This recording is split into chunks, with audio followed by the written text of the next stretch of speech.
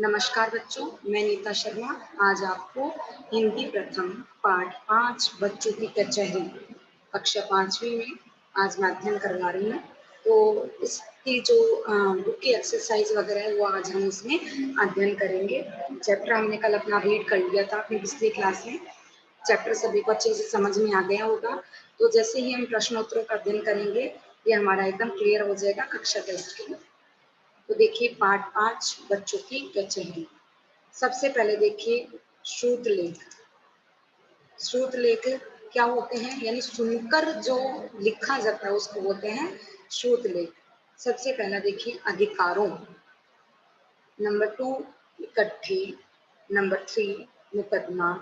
Number 4 bank. Number 5 order. Number 6 कार्यवाही। Number 7 अन्याय। Number 8 अमरूद। नंबर 9 छुट्टी। और नंबर 10 हिसाब। एक बार फिर से मैं बोलती हूँ। देखिए अधिकारों, इकट्ठे, मुकदमा, बैंक, बेत नहीं बोलते उसको, बैंक बोलते हैं, अणु की मात्रा लगी ना, बैंक, आर्डर, कार्यवाही, अन्याय, अमरूद, छुट्टी और हिसाब। अब आइए देखिए हम शब्द और अर्थ यानी शब्दार्थों का अध्ययन करते हैं। सबसे पहला है हुक्म। हुक्म, हुक्म का मतलब क्या था? आज्ञा। मैं तुम्हें हुक्म देता हूँ यानी आज्ञा देता हूँ। अदालत, अदालत का अर्थ होता है न्यायालय। मुकदमा, अभियोग। कार्यवाही, सभा आदि में होने वाला काम। नेक्स्ट देखिए हाजिर। हाजिर का मतलब उपस्थित होना। जैसे अदालत में कहते हैं ना कि जैसे किसी का नाम लेके हाजिर हो यानी उपस्थित होना। सरासर यानी बिल्कुल।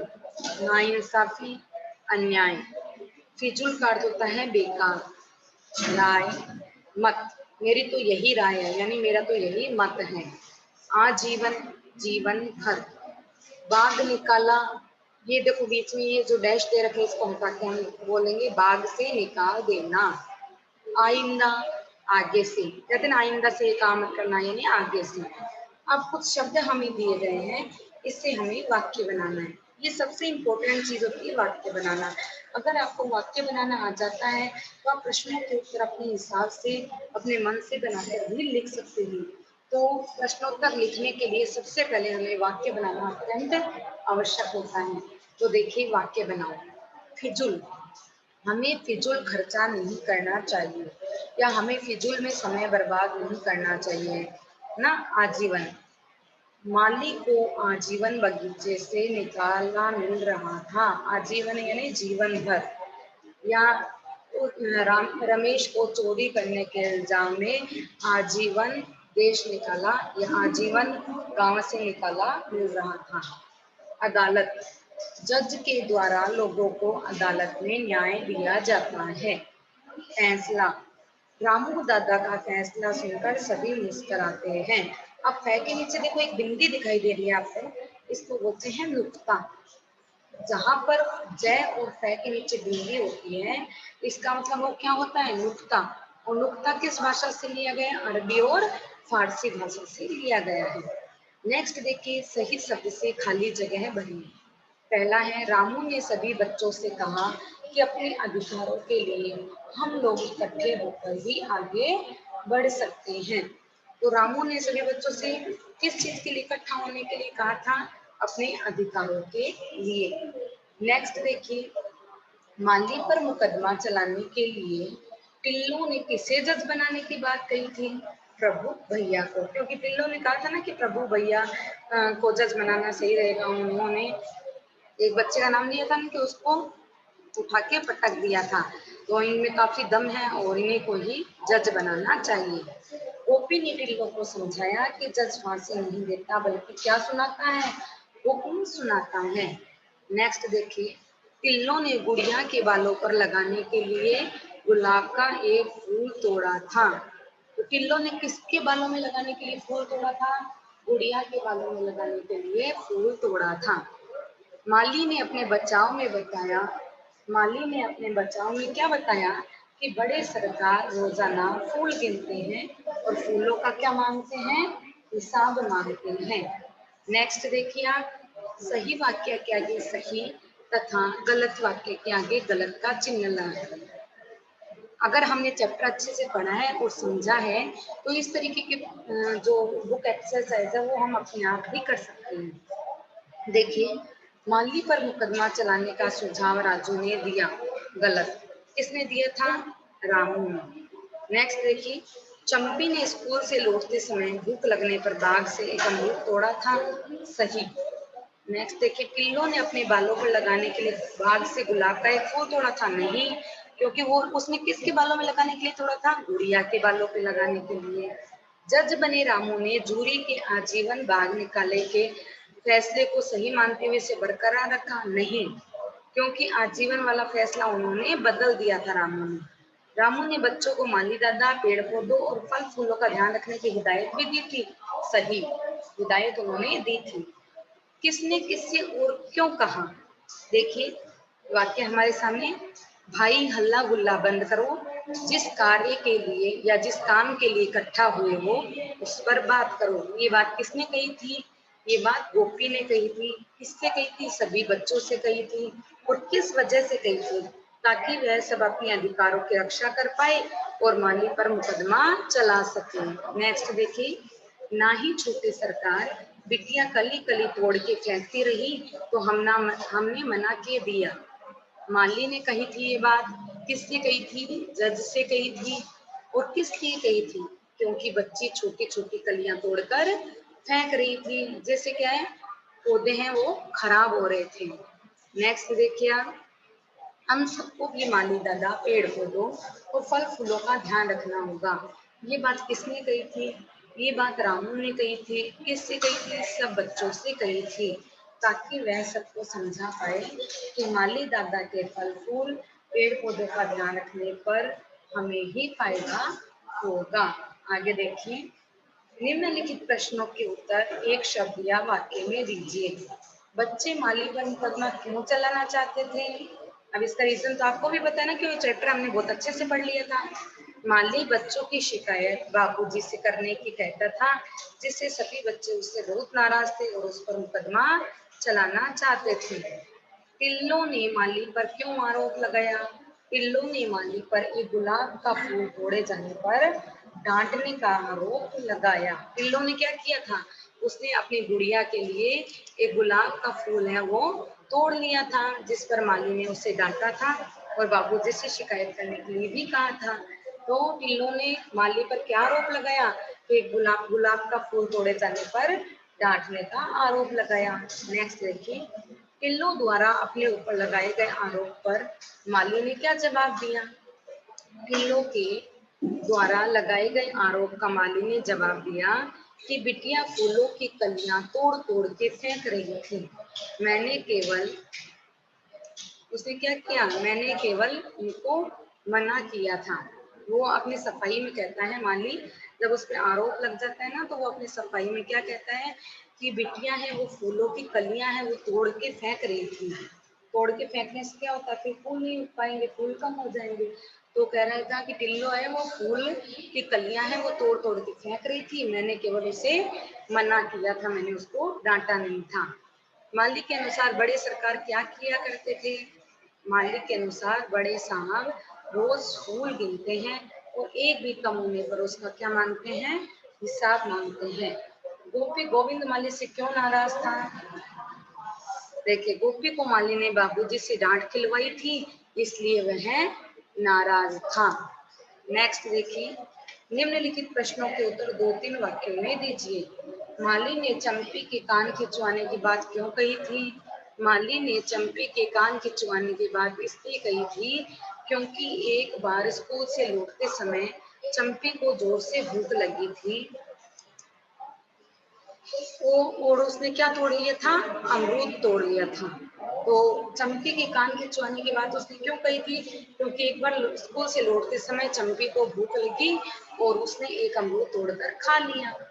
नेक्स्ट देखिए, गोपी ने सरासर नाइंसाफी किसे बताया? गोपी ने गुलाब के फूल और अमरूद तोड़ने पर डांटने और साथ साथ ही बाबूजी से शिकायत करने की धमकी सुनने को सरासर नाइंसाफी बताया। गोपी ने कहा कि जब माली काका हमें डांट देते हैं, स्वयं ही डांट देते हैं, तो फिर हमें बाबूजी से हमारी शिकायत क्यों करते हैं? यह तो सरासर नाइंसाफी है। जूरी द्वारा माली को सुनाई गई बाघ निकाले की सजा को रामू ने सत्य क्यों बताया?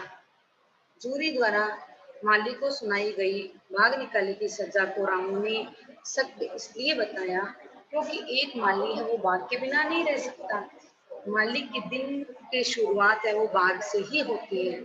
वह फूल फलों और पेड़ पौधों को अपने बच्चों की तरह रखता है, इसलिए माली को बाग से निकालना उसे फांसी देने जैसा होगा। जिस प्रकार बच्चों को अपने माता पिता से दूर रखा जाए तो बच्चे परेशान हो जाते हैं ना, ठीक उसी प्रकार अगर माली को उनके बच्चों से दूर रखा जाए तो पौधे भी मुरझा जाएंगे, क्योंकि उनकी देखभाल कौन करेगा और माली का भी मन नहीं लगता। अब देखो आपकी मम्मी आपको कहीं छोड़ के जाती है तो मम्मी का मन नहीं लगता ना, और आपका भी मम्मी के बिना नहीं लगता।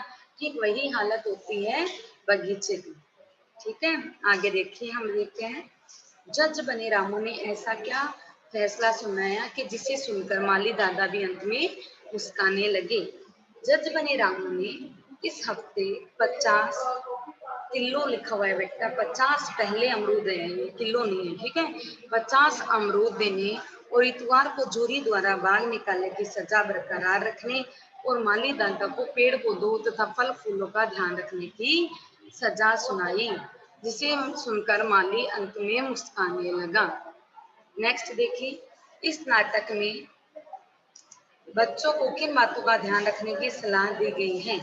इस नाटक में बच्चों को माली दादा, पेड़ पौधों और फल फूलों का ध्यान रखने की सलाह दी गई है। पेड़ पौधे हमारे लिए बहुत ही उपयोगी हैं। पेड़ पौधों से हमें प्राणदायिनी ऑक्सीजन की प्राप्ति होती है। नेक्स्ट देखिए, सभी बच्चे किस कारण एक जगह इकट्ठे हुए थे? सभी बच्चे अपने अधिकारों की रक्षा के लिए और माली को सजा दिलवाने के लिए एक जगह इकट्ठे हुए थे। बच्चों को सबसे ज्यादा कौन परेशान करता था? माली। बच्चों की कचहरी में जज किसे बनाया गया? रामू को। पिल्लो ने बाग से गुलाब का फूल क्यों तोड़ा था? अपनी गुड़िया के बालों पर लगाने के लिए। जूरी ने माली के लिए क्या सजा सुनाई? बाघ निकाला की सजा सुनाई। अब देखिए, भाषा और व्याकरण के कुछ प्रश्नोत्तर हैं। तो सबसे पहले हम ये देखते हैं, देखिए, अर्धचंद्राकार यानी चांद बनाया, इसमें से बिंदी नहीं लगी। यह आगत यानी विदेशी ध्वनि अंग्रेजी भाषा से लिया गया है। जो अंग्रेजी के शब्द होंगे ना, उन्हीं पर ही ये चांद लगेगा, इसमें बिंदु नहीं लगेगी। ओनली चांद बनने का मतलब क्या होता है कि अंग्रेजी भाषा का शब्द है। इसको हम आगत स्वर भी बोलते हैं। इसका उच्चारण आ और ओ के बीच का है। इसे आ की मात्रा पर लगाया जाता है, जैसे डॉक्टर, शॉप, कॉलेज, है ना, कॉफी, ऐसे शब्दों पर। नीचे दिए गए विदेशी शब्दों पर अर्धचंद्राकार का सही स्थान पर प्रयोग कीजिए। अब ऑर्डर, आर्डर कितना बोलते हैं, ऑर्डर बोलते हैं तो ओ वाली ध्वनि यहाँ पर अपने चांद बनेगा। माल, माल नहीं होता, मोल होता है, मोल, है ना, तो मोल के ऊपर माँ के ऊपर बिंदु आएगी।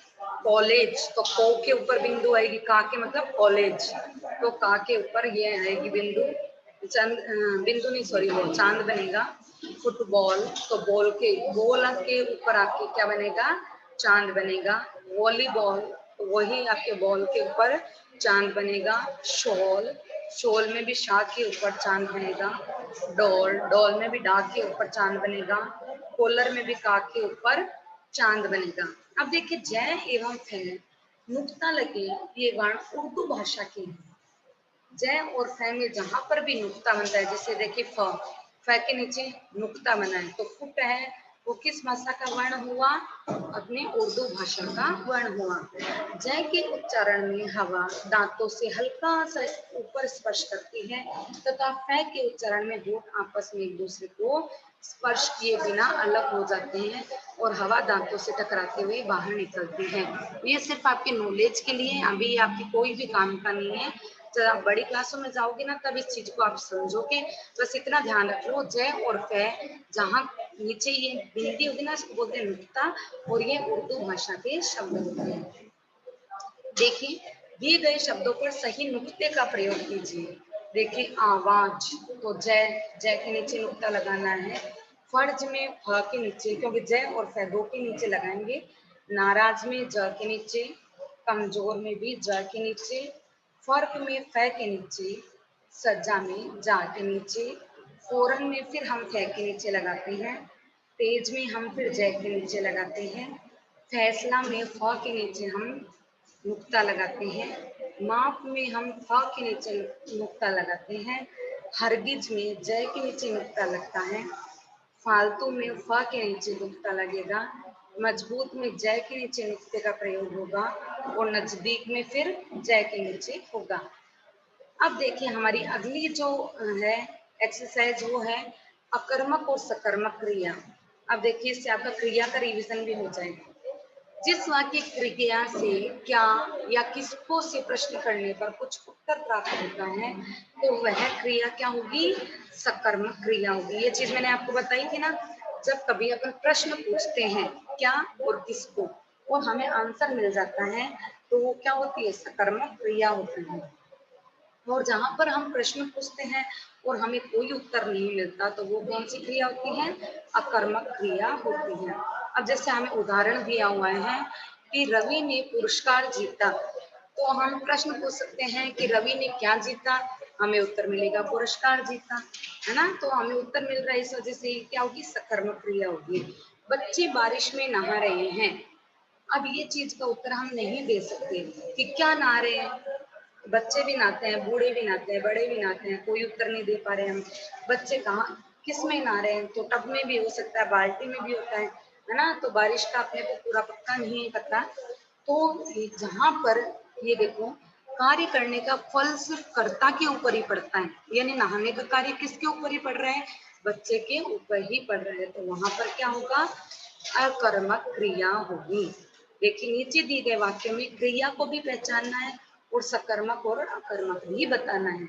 देखिए बच्चों ने माली पर अपनी अदालत में मुकदमा चलाया, तो एक तो चलाया शब्द क्या होगी, क्रिया होगी। फिर बच्चों ने किस पर मुकदमा चलाया, माली पर चलाया। बच्चों ने माली पर मुकदमा कहाँ चलाया, अपनी अदालत में चलाया। तो कहाँ, क्या, किसको, इस प्रश्न का हमें जवाब मिल रहा है तो ये होगा सकर्मक क्रिया। माली बच्चों को शिकायत करने की धमकी देता था, तो शिकायत करने और धमकी देना ये दोनों इसकी क्रियाएं होंगी। शिकायत करना और धमकी देना ये दोनों क्रियाएं होंगी इसकी, ठीक है। तो माली बच्चों माली किसकी शिकायत की धमकी देता था, बच्चों की। तो इसमें हमें उत्तर मिल रहा है तो सकर्मक क्रिया है। बच्चे एक दूसरे के पीछे दौड़ते हैं, तो दौड़ते शब्द क्या हो गया, क्रिया हो गई। बच्चे एक दूसरे के पीछे दौड़ते हैं, तो यहाँ पर बच्चे आपस में ही एक दूसरे के पीछे दौड़ रहे हैं, दूसरा कोई कर्म हमें नहीं पता चल रहा। सिर्फ देखो क्रिया है दौड़ना, और कर्म क्या, कर्ता कौन हो गया, बच्चे। तो सिर्फ कर्ता और ये क्या है, क्रिया। तो दौड़ तो क्रिया हो गई और ये क्रिया कौन सी होगी, अकर्मक क्रिया, क्योंकि यहाँ पर कोई भी कर्म नहीं है। नेक्स्ट देखिए, सौम्या वर्षा में भीग रही थी। अब यहाँ पर भीग रही थी ये तो हो गई क्रिया। अब देखिए भीगना क्रिया हो गई और रही थी इसको क्या दे रहा है, सहारा प्रदान करता है, तो वैसे ये हो गई सहायक क्रिया। पर अपने को सिर्फ यहाँ पर कर्म के आधार पर क्रिया बतानी है, तो ये होगी आपकी अकर्मक क्रिया, क्योंकि बरसात में भीगने का काम कौन कर रही है, सौम्या कर रही है, तो कर्ता ही इसका उत्तर आ रहा है। तो जहां पर कर्ता और क्रिया सिर्फ ये दो ही चीजें होती है, तो वहां पर क्रिया कौन सी होगी, अकर्मक क्रिया होगी। नेक्स्ट देखिए, विभक्ति और संबोधन चिन्ह अपने को दे रखे हैं। तो विभक्ति होती है कारक चिन्हों में, जैसे कर्ता ने कर्म को करण से संप्रदान के लिए आपादान से पृथक, आपादान जहां पर भी आए और जहां पर से आए वहां पर अलग होने का भाव होता है। एक करण में भी से शब्द आता है, पर वहां पर होता है माध्यम, यानी बच्चा पेन से लिखता है, तो यहाँ पर क्या है, से पेन से लिखता है, यानी किसके थ्रू लिखता है, वो पेन के थ्रू लिखता है, तो वो माध्यम हो गया उसका लिखने का, पेन हो गया उसका वो माध्यम है लिखने का, तो उसको पेन के द्वारा लिखता है, तो वो हो गया उसका करण कारक। और अगर मैं बोल दूं कि बच्चा विद्यालय से घर जाता है, तो बच्चा विद्यालय से क्या हो गया, अलग हो गया, बच्चा विद्यालय से, तो यहाँ पर जो से आया है वो होगा अपादान कारक, क्योंकि अलग होने का भाव जहां पर होता है वहां पर कौन सा कारक होता है, अपादान कारक होता है। तो यहाँ पर से और से में आपको अंतर समझ में आ गया होगा। जहाँ पर से होता है लेकिन किसी चीज के द्वारा कोई कार्य किया जाता है तो वहां पर होगा आपके कारण कारक, और जहाँ पर किसी चीज से अलग होने का भाव होता है वहां पर होगा आपके अपादान कारक। तो देखिए फर्स्ट, टिल्लो अपनी गुड़िया बालों लगाने के लिए एक गुलाब का फूल तोड़ा। तो कर्ता ने, तो टिल्लो ने अपनी गुड़िया, अब बाल और गुड़िया का क्या है संबंध है, तो का के की आएगा, तो गुड़िया की बालों नहीं आ सकता, गुड़िया के बालों आएगा, ठीक है। फिर लगाने के लिए अब उसने बालों के अंदर ही तो लगाएगी वो, है ना। तो बालों में, अधिकरण में, बालों में, तो टिल्लो ने, कर्ता ने, फिर अपने गुड़िया के बालों, तो गुड़िया और बालों का क्या हो रहा है संबंध, तो संबंध काके की, फिर आ रहा है अधिकरण, यानी किस में लगाएगा वो, बालों में। नेक्स्ट देखिए, माली बच्चों की शिकायत किया करता था। तो माली और बच्चों की शिकायत, यानी बच्चों में और शिकायत में क्या एक संबंध स्थापित हो रहा है, यानी शिकायत किसकी हो रही है, बच्चों की हो रही है। तो बच्चों से किसका संबंध स्थापित हो रहा है, शिकायत का संबंध स्थापित हो रहा है। तो यहाँ पर क्या होगा, संबंध का के की। तो का बोलते हैं, माली बच्चों का शिकायत किया करता था, गलत होगा। माली बच्चों के शिकायत किया करता था, ये चीज भी गलत होगी। तो सही आंसर क्या आएगा, माली बच्चों की शिकायत किया करता था। बच्चों ने, कर्ता ने माली पर, में पर ना शिकायत करने व धमकाने का आरोप लगाया। आरोप किस चीज का लगाया, धमकाने का। तो इन दोनों में संबंध स्थापित हो रहा है।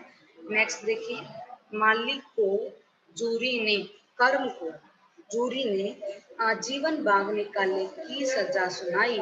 बाग निकाले की क्या सुनाई, सजा। तो बाग निकाला और सजा में क्या हो रहा है, संबंध स्थापित हो रहा है।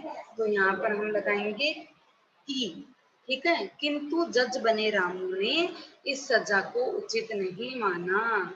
रामू ने, क्योंकि कर्ता रामू है ना, सजा कौन सुना रहा है, रामू। तो रामू के साथ हमेशा क्या आएगा, ने। इस सजा को उचित नहीं माना, इस सजा को, कौन सी सजा को, उचित। सजा और उचित का संबंध है तो को आएगा।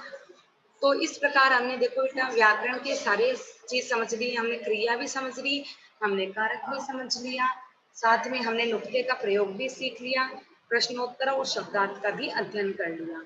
तो आपको चैप्टर समझ में आ गया होगा। सभी बच्चे कक्षा टेस्ट के लिए अपना ये चैप्टर तैयार कीजिएगा। धन्यवाद।